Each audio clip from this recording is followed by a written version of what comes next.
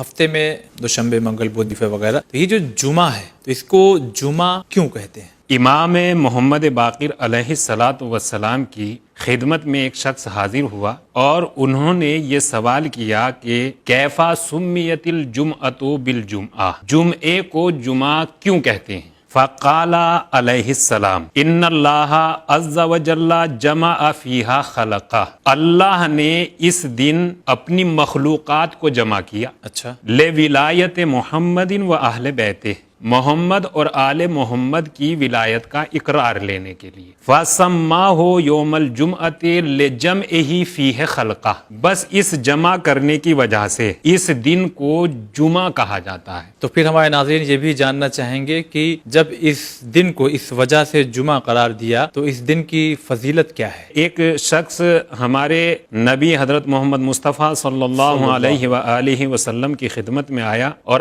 آنے کے بعد آپ نے جمعے کے بارے میں سوال کیا۔ اللہ کے رسول نے ارشاد فرمایا فسألتنی عن الجمعہ، اگر مجھ سے جمعے کے بارے میں معلوم کر رہے ہو تو بس اتنا سمجھ لیجئے کہ آسمان کی بلندی پر رہنے والے معصوم ملک اس دن کو یوم المزید کہتے ہیں، یعنی برکت کا دن، اضافے کا دن۔ انسان اگر نیک کام انجام دے گا تو وہ نیک کام بھی ڈبل ہو جائیں گے، ان کا ثواب، ان کی جزا ہوگا، اور اگر اس دن کوئی غلطی سرزد ہو جائے گی تو اس غلطی کی سزا بھی ڈبل ہو جائے گی۔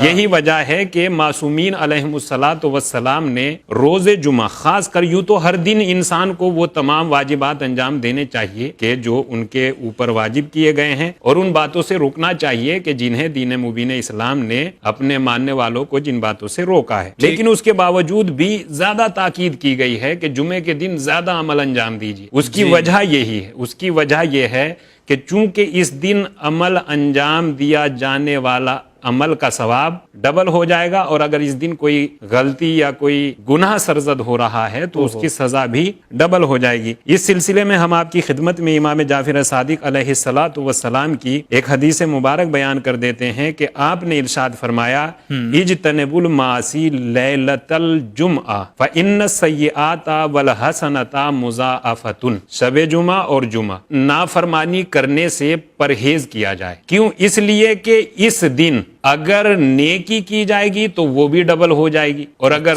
غلطی کی جائے گی تو اس کی سزا بھی ڈبل ہے۔ اس کے علاوہ پروردگار عالم نے جناب آدم کو روز جمعہ خلق کیا۔ جناب آدم اور جناب حوا جب آسمان سے زمین کی طرف آ رہے تھے تو جناب حوا کو ایک دوسری جگہ پر اتارا گیا اور جناب آدم کو ایک دوسرے مقام پر اتارا گیا۔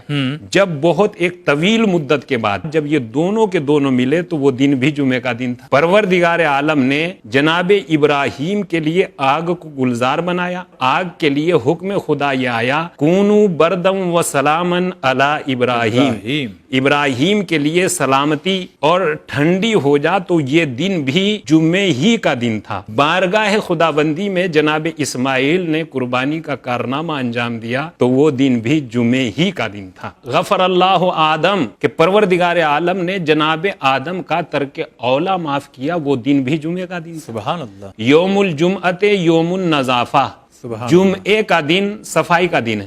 اور دوسری بات جو روایات میں نقل کی گئی ہے کہ اگر ہم ایسا کرتے ہیں، جمعے کے دن صفائی کرتے ہیں، بال کٹواتے ہیں، ناخن تراشتے ہیں، غسل جمعہ کرتے ہیں، یفن الفقر ویزید فی الرزق، ایسا کرنے سے فقر، تنگ دستی، غربت ختم ہو جاتی ہے اور رزق میں اضافہ ہوتا ہے۔ غسل جمعہ کی بے پناہ تاکید ہے۔ روایات میں تو یہاں تک ہے کہ اگر مستحبات میں اس سے بڑی کوئی چیز نہیں ہے۔ پھر اللہ کے رسول نے یہ ارشاد فرمایا فاغتسل فی کل یوم، اے علی ہر جمعے کو غسل کیجیے، جی، وَلَا تَشْتَرَ الْمَاءَ بِقُوتِ يَوْمِكَ، اور اے علی اگر غسل کرنے کے لیے اس دن آپ کے پاس پانی نہ ہو تو پانی خرید کر غسل کیا جائے۔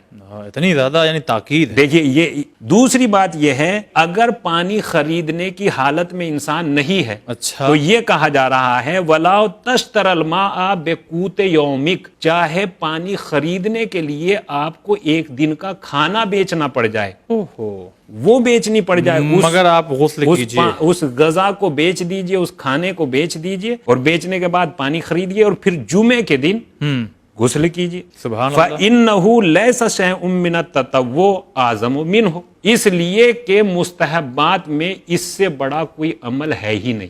سبحان اللہ.